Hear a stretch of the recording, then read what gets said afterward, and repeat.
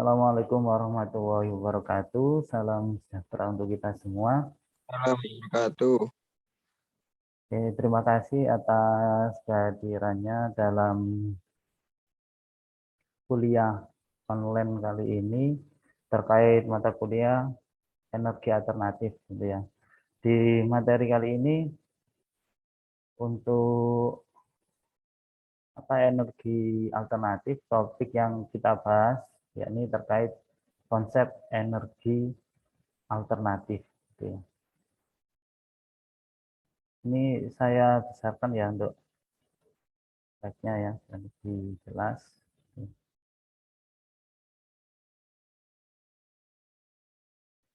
Jadi di konsep energi alternatif, yang pertama, ya, yakni kita berbicara mengenai tujuannya. Tujuan dari energi alternatif itu sendiri, yakni merujuk pada ini, semua sumber energi yang dapat digunakan untuk menggantikan bahan bakar konvensional. Itu konsepnya dari energi alternatif kalau dari tujuannya. Terus yang kedua, di sini untuk mengurangi nih bahan bakar hidrokarbon yang efeknya kemana dalam kerusakan lingkungan akibat dari emisi karbon dioksida yang tinggi yang berkontribusi terhadap pemanasan global. Ini tujuannya. Terus yang selanjutnya yakni dapat menghasilkan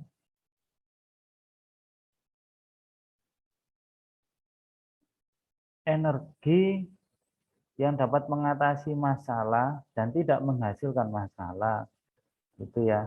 Itu tujuan dari energi alternatif itu secara konsepnya. Terus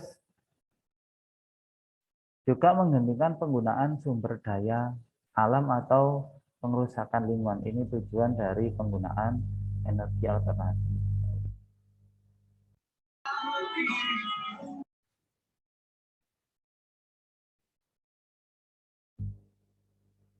Terus untuk selanjutnya,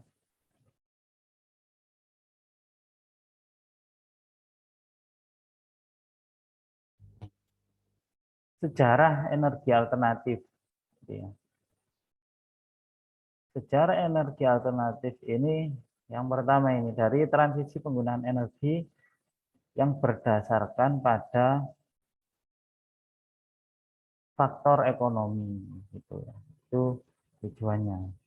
Ya kalau dari sejarahnya dulu munculnya energi alternatif itu seperti itu.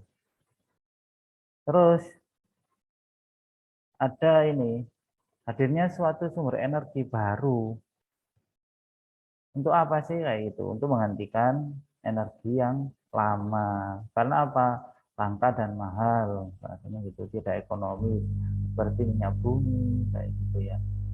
Itu juga kadang kan di apa itu? Di pom bensin ya. SPBU itu kadang kita telat, tidak ada kayak bahan bakarnya itu habis kayak gitu ya. Kadang kan kayak itu seperti itu. Jadi kadang sampai lama tidak ada. Jadi untuk mengatasi hal itu kita butuh namanya energi alternatif. Kita tidak tergantung dengan energi yang berasal dari sumber daya alam seperti minyak bumi, air, solar. Terus selanjutnya ini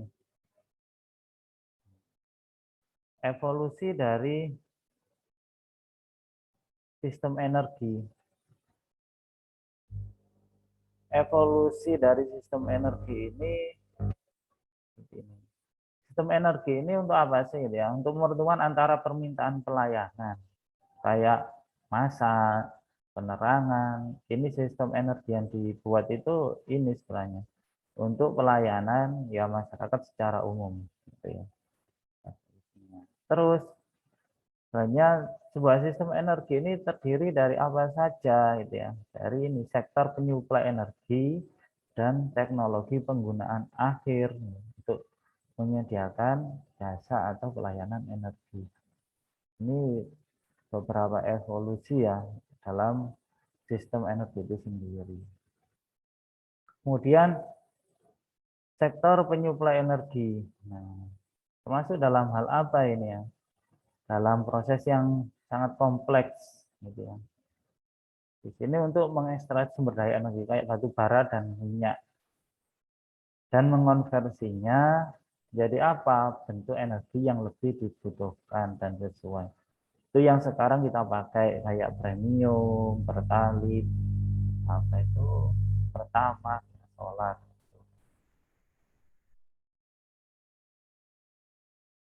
Terus dari situ muncul ya bentuk energi alternatif yang saat ini. Apa sih bentuk energi alternatif saat ini yang dilakukan? Ini terdiri dari 3 bagian. Ada alternatif kemandirian energi, alternatif zero karbon, dan juga energi alternatif yang bersahabat dengan lingkungan. Itu yang dibuat atau dimunculkan untuk membentuk sebuah energi sekarang lagi marak. Ini penjelasan mengenai alternatif kemandirian energi tadi. Untuk apa sih di sini? Untuk harapannya di sini lebih mandiri dan tidak bergantung terhadap suplai energi kayak minyak dan gas. Dan kita bisa terbebas dari impor minyak yang diproduksi oleh negara lain. Ini alternatif kemandirian energi. Cara konsepnya kayak gitu. Jadi dari energi alternatif juga muncul ide kemandirian energi juga. Biar kita tidak tergantung dengan negara lain. Biar kita bisa mengolah atau memanfaatkan potensi energi yang ada di negara kita sendiri. Terus ini nama yang tadi memanfaatkan secara maksimal penggunaan dari energi dalam negeri itu potensinya kan kita cukup banyak untuk potensi energi yang kita miliki kayak panas bumi, tenaga angin, tenaga air, surya kayak gitu. Terus yang selanjutnya alternatif zero karbon. Ini dilihat dari isu perubahan iklim. Terus bahan bakar yang ekonomis. Jadi untuk tadi zero karbon biar tidak terjadi efek pemanasan global atau efek rumah kaca. Biar kita dalam jangka panjangnya untuk kehidupan kita kayak atmosfer itu tidak semakin tipis. Jadi biar mengurangi efek dari pemanasan global itu sendiri. Itu alternatif zero karbon seperti itu ya. Terus ada ini juga energi nuklir dan teknik penangkapannya dan penyumbang karbon ini kayak batu bara. Tapi tidak sesuai dengan tujuan energi alternatif itu sendiri gitu ya. Karena apa? Energi alternatif itu harus tidak merusak lingkungan. Kalau teknologi batu bara kan masih melakukan proses penambangan. Gitu. Jadi untuk mengurangi pengrusakan lingkungan proses penambangan itu teknologi batu bara kalau dimasukkan dalam energi alternatif itu masih belum masuk gitu. Bukan tidak masuk, masih belum. Tadi dari bentuk energi alternatif saat ini yang dicari juga. Yang ketiga, energi alternatif yang bersahabat dengan lingkungan. Maksudnya kayak gimana? Ya seperti biomasa itu ya. Biomasa ini untuk menghasilkan apa? Bahan bakar baru. Kalau bahasanya di sini disebut sebagai alternatif untuk bahan bakar fosil ya. Gitu. Contoh yang membahayakan bagi ekologi, banyak itu ya biomasa. Karena apa? Juga ada permasalahannya kita menggunakan biomasa. Ini namanya hutan. Hutan itu kan penghasil biomasa terbesar seperti kayu kayak gitu. Kalau kayu itu kita manfaatkan, kita buat arang terus, kebutuhan cukup tinggi, kan juga bermasalah di hutan. Bermasalah apa? Ya hutan kita akan habis. Itu efeknya. Ini macamnya dari energi terbarukan sendiri. Jadi kita bicara mengenai bentuk energi alternatif saat ini, bentuknya untuk pemandirian energi zero carbon dan juga yang bersahabat dengan lingkungan. Tapi ada beberapa hal tadi yang menjadi problemnya. Terus dari energi alternatif muncul namanya energi terbarukan. Ini energi terbarukan itu ada 7 ya. Energi biomasa, angin, fotovoltaik energi surya, panas surya, sampai pada hidroelektrik. Penjelasannya ini biomasa. Biomasa di sini, energi biomasa itu berasal dari hewan dan tumbuhan. Di mana di dalamnya ini berhubungan dengan limbah organik, juga residu produk pertanian dan kehutanan. Jadi biomasa lebih diarahkan kepada pengolahan limbah. Jadi limbah itu tidak sampai terbuang sia-sia, tapi bisa dimanfaatkan atau didaur ulang kembali, dijadikan sebagai energi terbarukan. Ya bisa nanti diolah menjadi proses karbonasi gitu ya. Ada proses kayak pirolisis kayak gitu. Dan juga ada yang ini untuk menghasilkan hidrogen gitu ya. Bahan bakar hidrogen kan, tapi untuk saat ini masih belum belum begitu dikembangkan gitu ya. Masih dalam taraf penelitiannya. Bisa dengan limbah organik itu bisa.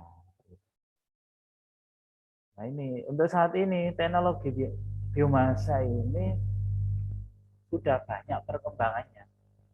Jadi kalau kita lihat di beberapa jurnal ya di jurnal itu lebih banyak arahnya ke teknologi biomasa. Biomasa dalam hal pengolahan limbah, memanfaatkan limbah-limbah. Limbah itu tidak harus dari perusahaan besar gitu ya, tidak harus seperti itu, tapi limbah rumah tangga itu juga bisa kita olah. Contohnya kayak gimana? Kayak memanfaatkan dari minyak jelantah, minyak goreng bekas. Itu bisa kita olah untuk menghasilkan hidrogen. Terus ada ini, energi ini juga memegang peranan yang penting dalam menyediakan ketersediaan energi di bumi. Kelestarian alam. Mengapa? Nah, karena biomasa ini diharapkan bisa menjadi alternatif untuk menggantikan energi fosil kayak gitu. Jadi biar kita tidak tergantung dengan energi fosil seperti minyak bumi yang sudah diolah menjadi premium, pertalite, pertama kayak gitu. Jadi seperti itu. Jadi kita tidak tergantung. Ini energi biomasa dari energi terbarukan kayak gitu. Atau bahasanya renewable energy. Terus ada energi angin. Energi angin ini kalau di sini dibahasakan energi angin merupakan energi terbarukan yang berasal dari matahari. Bukan berarti dari panas matahari itu sendiri, tapi dari apa? Energi matahari yang diterima oleh bumi. Ini diubah menjadi angin. Jadi apa itu kayak dari matahari, sinar matahari itu yang ke bumi 1-2% itu diubah menjadi angin. Nah, ini energi angin itu kayak gitu.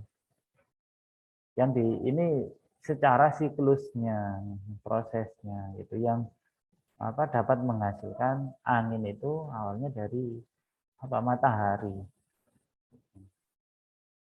Angin itu terbentuk karena adanya rotasi bumi dari kutub utara dan selatan. Ini masih ada energi angin itu kayak gitu ya, kita membuat kayak kincir angin kayak gitu. Itu energi terbarukan ke sana gitu ya. Kalau energi alternatif tadi beda gitu ya. Yang terbarukan. Terus fotovoltaik energi surya. Fotovoltaik itu sendiri yaitu teknologi yang merubah energi surya langsung ya secara ini menjadi energi listrik. Bantuannya menggunakan plat dan sistem konsentrator. Sistem sel surya. Lebih mudahnya ya solar cell itu ke sana. Arahnya ke sana. Di fotovoltaik energi surya itu kayak gitu. Ini prosesnya kayak gitu. Jadi energi foton dapat melepas elektron, melepas ini akan ini masnya ke sana. Terus ada energi panas surya. Ada fotovoltaik, energi surya, terus ada energi panas surya. Jadi matahari ternyata manfaatnya cukup besar ya, cukup luas. Jadi bukan hanya solar cell. Jadi bukan hanya yang ini, tapi bisa ke energi panas suryanya itu juga dapat dimanfaatkan dengan cara ini radiasi matahari ini bisa menghasilkan listrik juga. Caranya apa? Dengan menggunakan iradiasi langsung, teknologi panas yang paling penting untuk memproduksi listrik menggunakan iradiasi langsung.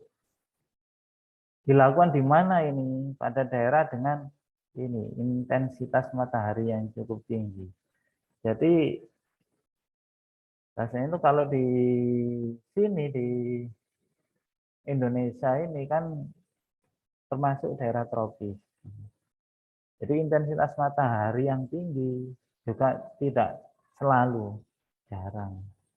Ya, bisa dimanfaatkan kayak ini di daerah padang pasir kayak itu bisa. Di Bromo mungkin bisa. Ya kita lihat di sana padang pasirnya kan terbatas.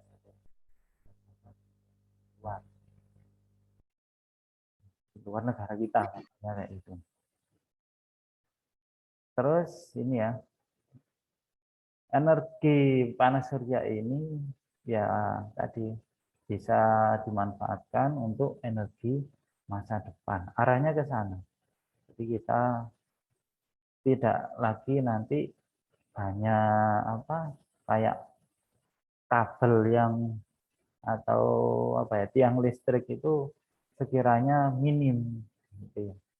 Tapi kita bisa memanfaatkan apa itu sumber daya alam dengan konsep energi terbarukan itu. Jadi di rumah itu bisa membuat listrik sendiri, arahnya ke sana. Terus ada ini, energi surya temperatur rendah. Ini yang paling mudah rasanya di itu. Dengan cara mengkonversi sinar matahari menjadi pemanas bertemperatur rendah. Jadi dikonversi semacam ada kayak dari apa itu kayak plat atau apa ya, panas langsung masuk ke situ menyinari, terus dikonversi panas itu dialirkan ke kayak apa semacam alat mengubah temperatur atau apa itu kayak energi elektron yang dialirkan itu dirubah panasnya gitu. Dirubah menjadi lebih rendah gitu. Yang hanya bertemperatur rendah, temperatur 100 derajat Celcius.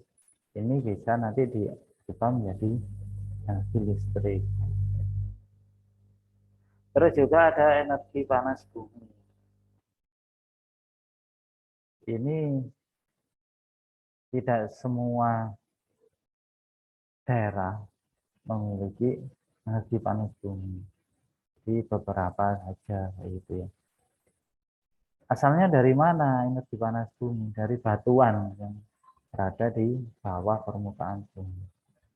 Terus rata-rata dari temperatur di bawah permukaan ini yang meningkat ya sekitar 30 derajat Celcius per kilometer.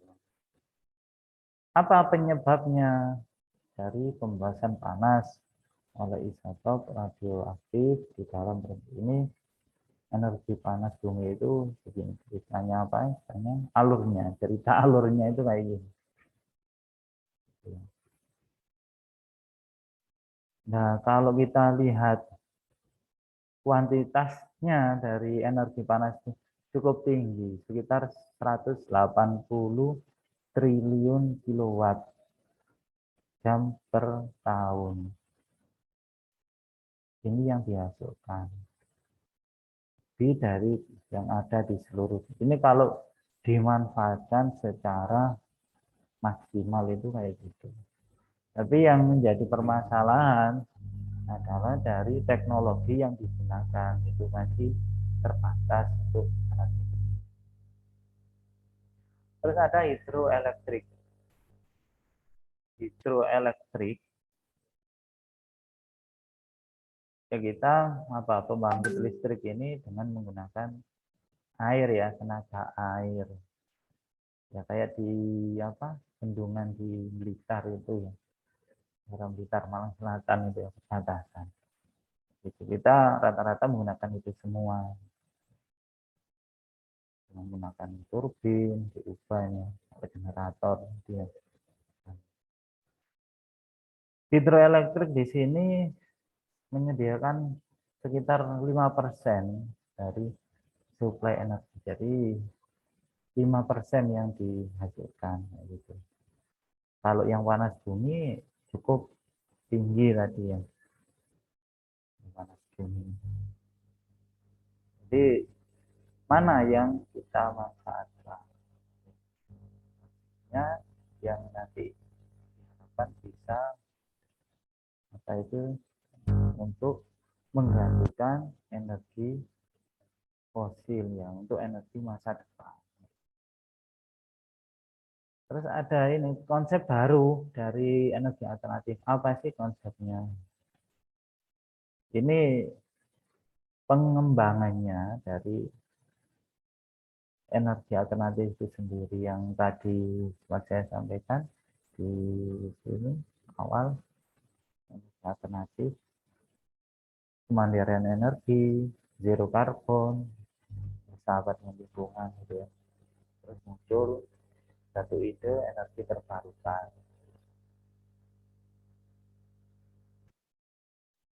dari beberapa hal tadi muncul juga konsep baru dari energi alternatif. Yang pertama yakni area penangkapan energi angin mengapung. Ke penjelasannya ya, ada tiga ini, hasil penjelasan kultur. Area penangkapan energi angin mengapung di sini dilakukan di mana ya? Di lautan. Jadi kita taruh kayak semacam ini apa? Baling-baling kayak model kipas angin gitu ya. Tapi berada di dalam lautan untuk perputarannya karena itu hubungannya dengan ombak gitu ya. Jadi mengapung ini lautan ya tetap ada ininya apa kayak untuk peralat untuk biar tidak tenggelam itu biar mengapung. Tapi untuk baling-balingnya itu ada di bawah dan itu terus berputar gitu. Ini yang lebih ke arah sana. Ya mungkin kemarin pernah saya berikan videonya itu ya di untuk videonya di grup WA itu. Dan nanti saya share lagi nggak apa-apa, saya carikan nanti. Gitu ya. Lagi energi angin di tengah lautan tanpa halangan bukit, pohon, dua kali kecepatan angin di daratan. Gitu. Bisa dipakai gitu, ngapung. Gitu. Atau juga ditaruh di atas. Jadi ini laut, kita bangun di sini atasnya, kita buat kayak kincir angin, gitu ya. Jadi, berada di tengah lautan bisa juga kayak gitu. Kalau dilihat dari penjelasannya. Atau yang taruh di bawah untuk dari apa itu pusaran ombak, aliran ombak, dari apa aliran air lautnya. Terus ada biogas hasil pencernaan. Biogas hasil pencernaan di sini hubungannya dengan ini memanfaatkan gas metana dari apa kotoran hewan. Ini juga bisa kan dari biogas hasil dari pencernaan gitu. Biogas itu ya bisa dipakai untuk pengisian apa tabung LPG juga bisa gitu kan. Memanfaatkan biogas. Terus ada heliokultur. Heliokultur ini sendiri proses memanen energi matahari menjadi bahan bakar. Dengan apa? Memindahkan karbon dioksida di atmosfer ya. Dengan memanfaatkan pertanian gitu ya. Jadi semacam heliokultur ini ya kita dengan proses ini di lahan pertanian itu ya. Di pertanian itu terus kan yang dikeluarkan, yang dihasilkan itu ada atmosfer masuk ke tumbuhan itu ya terus dirubah menjadi oksigen kan ya kayak gitu. Tapi ini sudah apa? Lebih modern lagi ke sana agrikulturnya. Jadi energi matahari menjadi bahan bakar ya. Tapi bukan dengan menggunakan tumbuhan, ada peralatannya sendiri peralatan khusus. Ini energi alternatif dalam transportasi. Lebih mengarah ke kendaraan hybrid dan bertenaga baterai. Sekarang sudah mulai arahnya ke sana. Banyak perusahaan-perusahaan itu menggunakan teknologi hybrid dan baterai ya. Untuk kendaraan bermotor, yang sepeda motor, mobil. Gitu. Sekarang kan ada sepeda listrik yang ya masih belum apa itu ya sudah dikomersilkan, tapi untuk perizinan ke jalan rayanya masih belum ada. Dan terakhir, terima kasih. Silakan kalau ada pertanyaan atau hal yang mau disampaikan.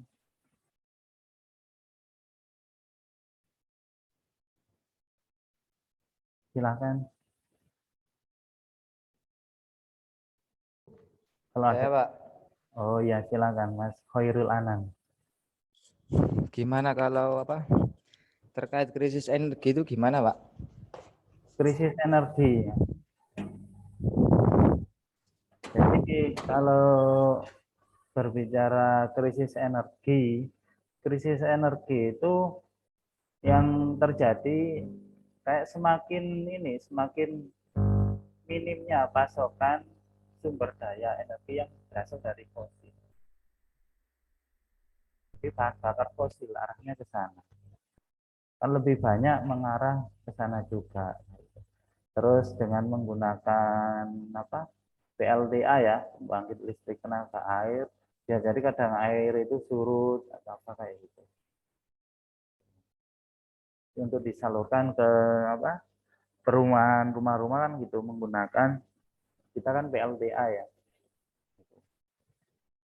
Jadi krisis energi itu semakin menipis untuk persediaan dari bahan bakar fosil itu kayak gitu. Arahnya lebih cenderung ke sana, ke bahan bakar fosil. Makanya dibutuhkan energi terbarukan atau energi alternatif untuk menggantikan energi fosil. Di sana. Lebih ke ini, ke memanfaatkan limbah sekarang ke sana. Jadi kalau mungkin baca-baca jurnal penelitian ya yang di luar negeri itu yang bereputasi bagus itu hampir semuanya itu mengarah ke ini limbah, pemanfaatan limbah-limbah yang ada di sekitar kita, sampah-sampah kayak limbah rumah tangga tadi, minyak jelantah, terus kayak soalnya kulit dari semangka, kulit dari jeruk itu dimanfaatkan semua untuk bahan bakar baru karbon namanya ke arah baterai, jadi buat baterai. Plastik juga bisa kan diolah menjadi premium yang terkenal booming kemarin itu dengan proses pirolisis gitu pembakaran. Mungkin ada lagi.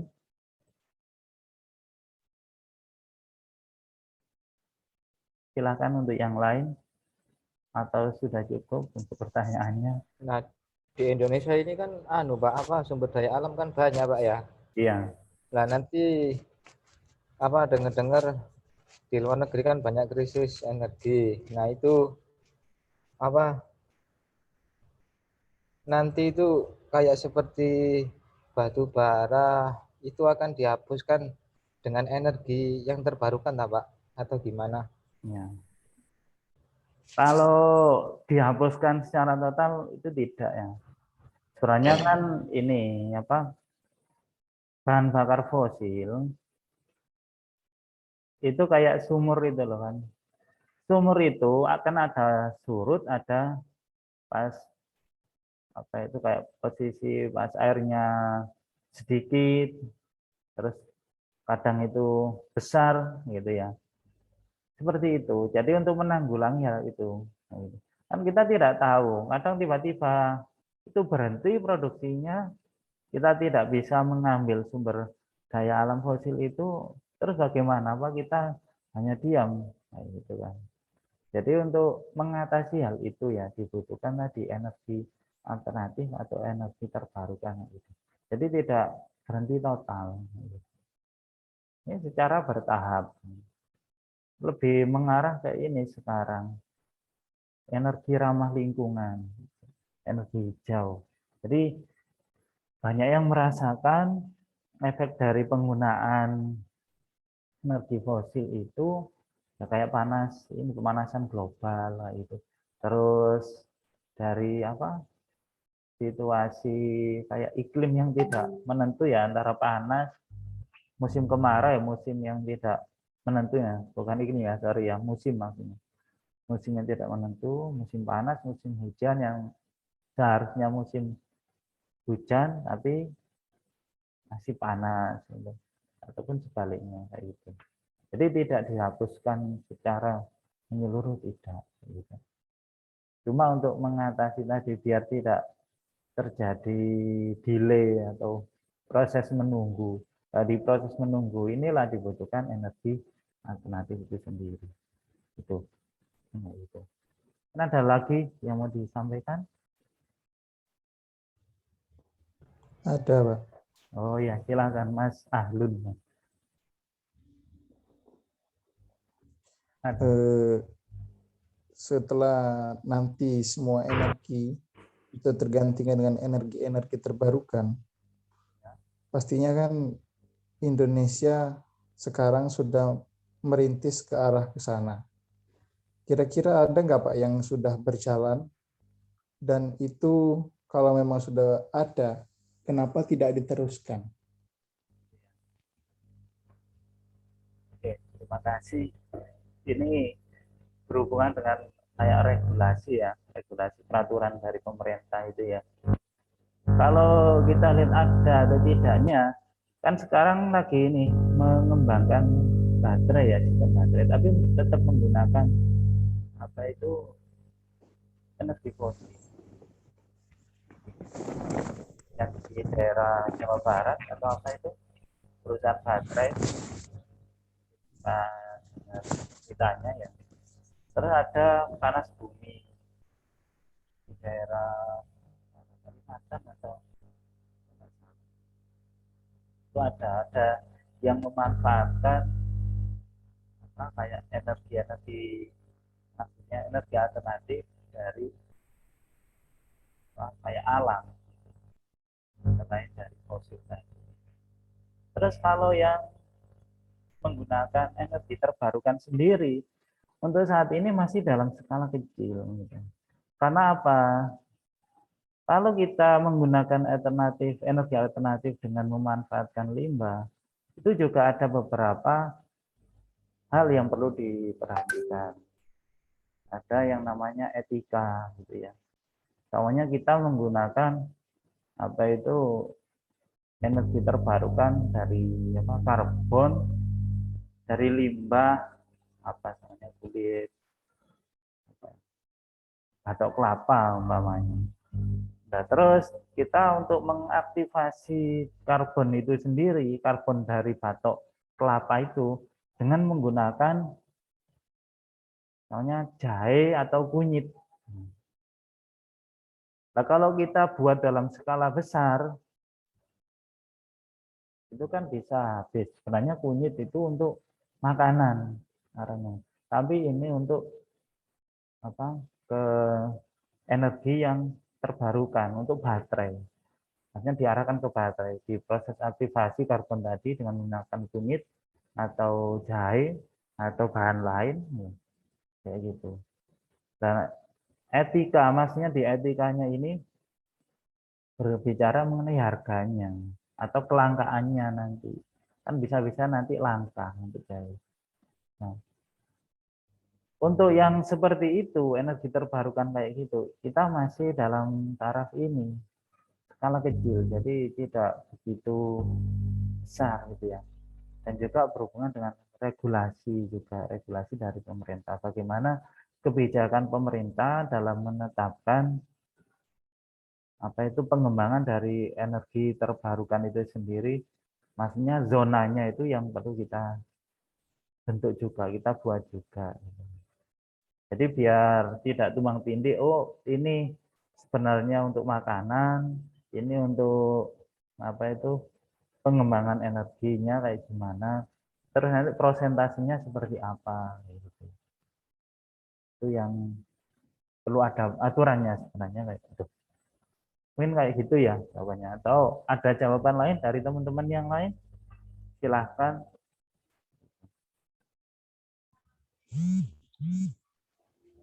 Ada Pak, ada Pak. Ya.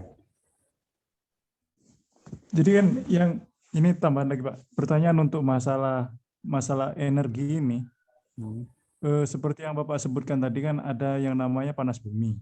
Ya. Nah, panas bumi itu kebetulan yang Bapak sebutkan itu sekitar setengah jam dari rumah saya yang di Sumatera. Oh sudah, iya di sana ya. Ada. Ya, sebenarnya kan itu adalah salah satu energi yang terbarukan yang bisa membantu Hmm, apa namanya untuk skala besar, Pak, karena sangat besar sekali di situ. Dan potensinya. juga pengelolaannya langsung itu pun bukan orang-orang Indonesia. Nah, Nah, untuk hal-hal yang seperti itu kan seharusnya bisa membantu apa energi-energi yang dibutuhkan seperti baterai ataupun listrik yang ada di Indonesia gitu. Nah, kenapa sekarang kita masih menggunakan yang lebih rumit gitu, seperti bahan bakar minyak itu kan agak rumit sekarang. ya agak mahal ya lah. Premium juga sudah mulai dihapuskan kan ya di SPBU itu Iya, sekarang. Hmm. Ya, kira-kira kenapa Pak? Menunggu apa itu? ya gitu ya. Jadi ini seperti ini. Kalau kita berbicara regulasi, arahnya dalam penerapan energi tadi di konsep energi alternatif ini. Jadi istilahnya itu bertahap. Kita bertahap, tidak bisa langsung beralih gitu ya. Tidak bisa langsung beralih kayak gitu. Terus soalnya di Sumatera sudah ada ya proses pembangunannya untuk memanfaatkan panas. Ya, kalau sudah dilakukan di situ, yang menjadi permasalahan kadang itu ini proses penyalurannya dari sumber ke pemakai itu menggunakan apa? Itu juga membutuhkan ini juga apa tadi? Apakah sistem perpipaan ataukah dengan menggunakan sistem kabel gitu ya? Jaringan kabel kayak gitu. Itu juga membutuhkan biaya lagi. Makanya dibutuhkan regulasi atau aturan yang jelas nanti hubungannya dengan pemanfaatan energi terbarukan itu sendiri. Gitu. Jadi tidak bisa nanti beralih. Kayak sekarang ini kita nanti dialihkan ke apa itu kendaraan listrik, namanya kayak gitu. Kan lebih enak kayak gitu ya, semuanya dengan menggunakan panas bumi dirubah jadi listrik. Ada apa itu SPBU listrik semuanya untuk kayak gitu untuk pengisian kendaraan. Tapi lebih banyak sekarang itu menggunakan kendaraan premium dan bakarnya premium, pertalit atau kayak itu atau yang lain. Jadi bertahap gitu. Tidak bisa kita langsung ini tidak bisa langsung oh ini langsung ganti tidak kayak gitu. Jadi prosesnya bertahap. Tapi paling tidak kalau sumbernya sudah ada, sudah dibangun, tinggal penyalurannya itu yang sebenarnya perlu dikembangkan juga. Dalam hal apa peraturannya itu juga perlu diperjelas kayak gitu. Gitu ya. Jadi lebih mengarah ke proses peraturan pemerintahnya. Ya. Oke, mungkin itu atau ada yang lain atau sudah cukup untuk yang pertemuan ini.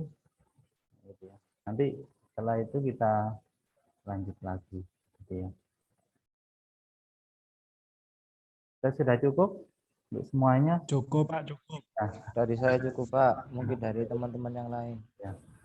Mungkin itu ya kalau sudah cukup. Terima kasih atas partisipasinya dalam perkuliahan daring ini.